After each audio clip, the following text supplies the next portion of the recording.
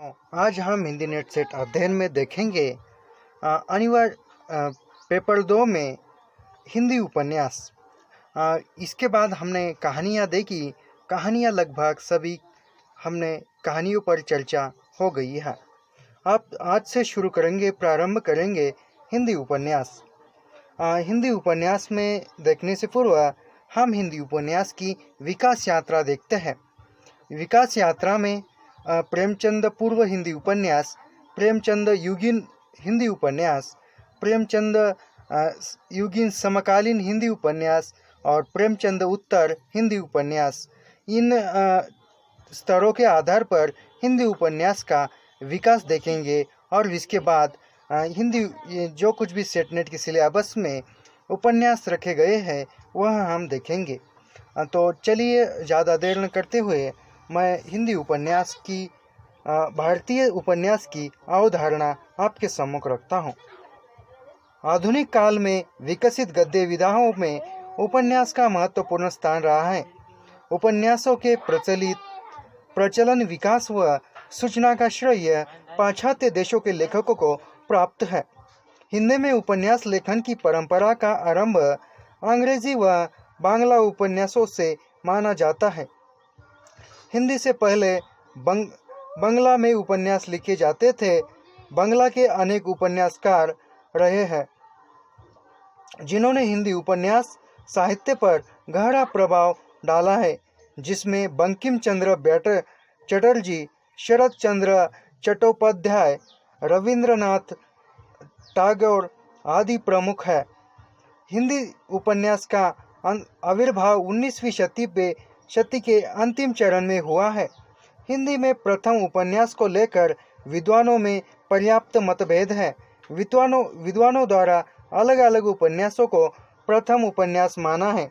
इसमें श्री शिवनारायण श्रीवास्तव ने इंसा अल्लाह खाकरत रानी केतकी की कहानी 1803 में प्रकाशित हिंदी का प्रथम उपन्यास माना है, तो डॉक्टर गोपाल राय ने पंडित गौरीदत्त द्वारा रचित देवरानी जेठानी की कहानी 1870 में प्रकाशित इसे हिंदी को प्रथम उपन्यास माना है। डॉक्टर विजय शंकर मल्ला ने श्रद्धाराम फुलोरी द्वारा रचित भाग्यवती 1877 को प्रकाशित हुआ था, इसे प्रथम उपन्यास माना है। तो आचार्य रामचंद्र शुक्ल एवं अन्य अधिकारी विद्वानों ने लाल श्रीनिवास दास के परीक्षा गुरु 1882 में प्रकाशित सर्वप्रथम मौलिक उपन्यास माना है। डॉक्टर श्री कृष्ण लाल ने देवकी नंदन खत्री द्वारा रचित चंद्रकांता 1888 को हिंदी का प्रथम उपन्यास माना है। आचार्य हजारी प्रसाद द्विवेदी ने भारतेंदु द्वारा रचित पूर्ण प्रकाश चंद्रप्रभा 1889 को हिंदी का प्रथम उपन्यास माना है। आचार्य शुक्ल के मताव सर्वाधिक मत प्राप्त होने के कारण परीक्षा गुरु को ही हम प्रथम उपन्यास मान सकते हैं। यह भी है क्योंकि आचार्य रामचंद्र शुक्ल और अन्य अधिकारी तथा अन्य विद्वानों द्वारा लाल श्रीनिवास दास के परीक्षा गुरु उपन्यास को प्रथम उपन्यास मान सकते हैं। तो हिंदी उपन्यास का विकास देखते समय हम हिंदी उपन्यास के विकास क्रम को निम्न 3 भागों में बांटा गया है। उसमें प्रेमचंद पूर्व हिंदी उपन्यास, प्रेमचंद युगीन हिंदी उपन्यास, प्रेमचंद उत्तर हिंदी उपन्यास, इस तरह का देखते हैं। तो हम आज प्रारंभ करेंगे हिंदी उपन्यास की विकास यात्रा में प्रेमचंद पूर्व हिंदी उपन्यास। प्रेमचंद पूर्व हिंदी उपन्यास के विकास का आरंभिक काल माना जाता है। उपन्यास विधा इस युगीन में अपना स्वरूप ग्रहण करने का प्रयास कर रही थी। प्रेमचंद पूर्व उपन्यास उपदेशात्मक तथा मनोरंजनात्मक प्रवृत्ति से परिचालित है। प्रेमचंद पूर्व उपन्यासों में निम्न 4 वर्गों में बांटा जा सकता है, जिसमें तिलस्मी, अय्यारी, जासूसी उपन्यास होते थे। ऐतिहासिक उपन्यास और सामाजिक उपन्यास। इसमें सबसे प्रथम तिलस्मी उपन्यास देखेंगे हम। तिलस्मी अय्यारी उपन्यास। देवकीनंदन खत्री से तिलस्मी अय्यारी उपन्यास की शुरुआत मानी जाती है। इन्होंने तिलस्मी अय्यारी जादू टोने से संबंधित उपन्यासों की रचना करके पाठकों का मनोरंजन और साथ ही यह भी माना जाता है कि इसके उपन्यासों को पढ़ने के लिए बहुत से अहिंदी भाषियों ने हिंदी भी सीखी है। इनके लिखे प्रसिद्ध उपन्यास चंद्रकांता चंद्रकांता चंद्रकांता संतीत, भूतनाथ, काजल की कोठरी, कुसुम कुमारी, नरेंद्र मोहिनी तथा वीरेंद्र वीर आदि है। खत्री जी ने अपने उपन्यासों में घटनाओं का संयोजन इस प्रकार किया है कि पाठक के मन में अंत तक जिज्ञासा बनी रहती है। खत्री जी के उपन्यास साहित्यिक दृष्टि से भले ही उच्च कोटि के न हो, किंतु उसके उपन्यासों का पाठक को अंत तक बांधे रखने तथा उनका भरपूर मनोरंजन करने में महत्वपूर्ण स्थान रहा है। यहाँ देवकीनंदन खत्री अय्यारी जासूसी उपन्यास लिखने में माहिर थे। इसके बाद है जासूसी उपन्यास। बाबू गोपाल राम गहमरी ने जासूसी उपन्यासों की धारा प्रारंभ की।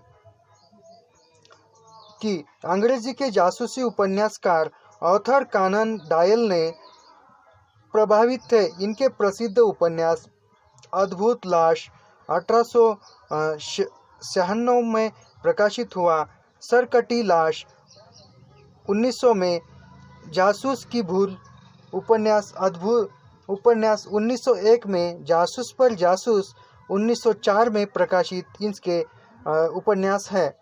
अब इस उपन्यासों में भी घटना की प्रधानता थी। सामान्यतः ऐसे उपन्यासों का प्रारंभ किसी हत्या अथवा लावारिश लाश की छानबीन से होता था। इन उपन्यासों में सामाजिक सीख अथवा उपदेशात्मक की कोई गुंजाइश न थी। किशोरीलाल गोस्वामी का नाम भी जासूसी उपन्यासों में उल्लेखनीय है। किशोरीलाल गोस्वामी कृत जासूसी उपन्यास जिंदे की लाश, तिलस्मी शीश महल, लीलावती, याकूत तख्ती आदि है। अब इसमें ऐतिहासिक उपन्यास देखते हैं।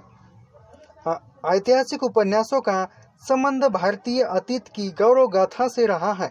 इस धारा के उपन्यासों पर पुरोगातवादी चेतना का विशेष प्रभाव था।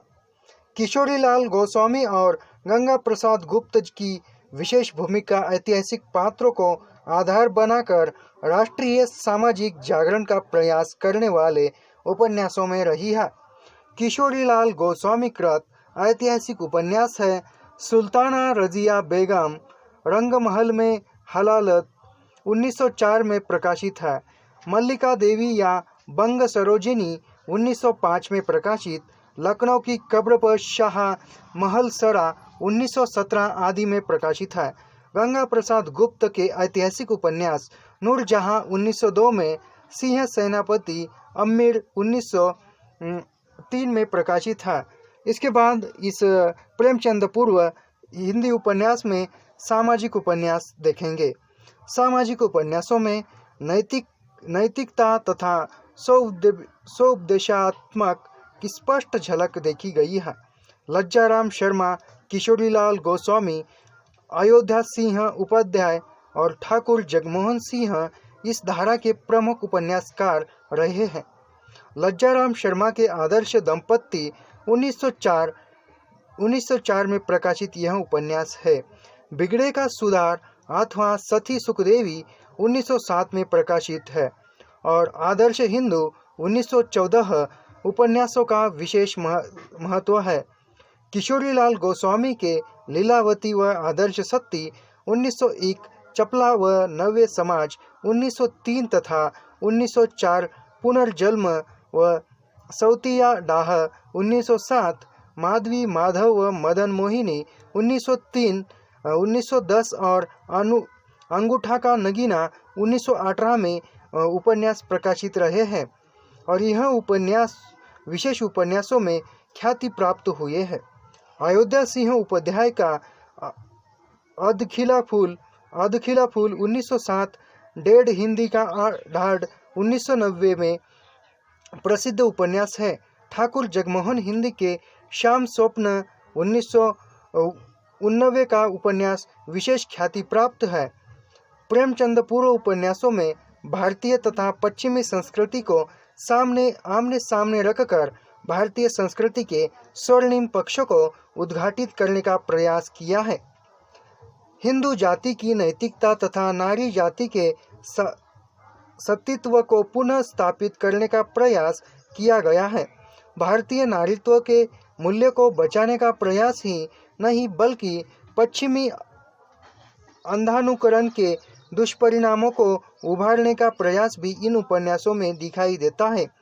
संक्षेप में कहा जा सकता है कि इस युग के उपन्यास प्रधानतः सुधारवादी एवं उपदेशात्मक रहे हैं, जिसका उद्देश्य मनोरंजन करना था। साथ ही प्रेमचंद युगीन उपन्यासों के लिए इस युग के उपन्यासों ने स्पष्ट भूमि तैयार की है और यही से हिंदी उपन्यास की विकास यात्रा प्रारंभ हो चुकी थी। हिंदी उपन्यास की विकास यात्रा में यह हम प्रारंभ तथा हिंदी उपन्यास के विकास की पहली सीढ़ी हम इसे कह सकते हैं। तो हम कल के वीडियो में देखेंगे प्रेमचंद युगीन हिंदी उपन्यास। तो मिलते हैं कल के वीडियो में। धन्यवाद।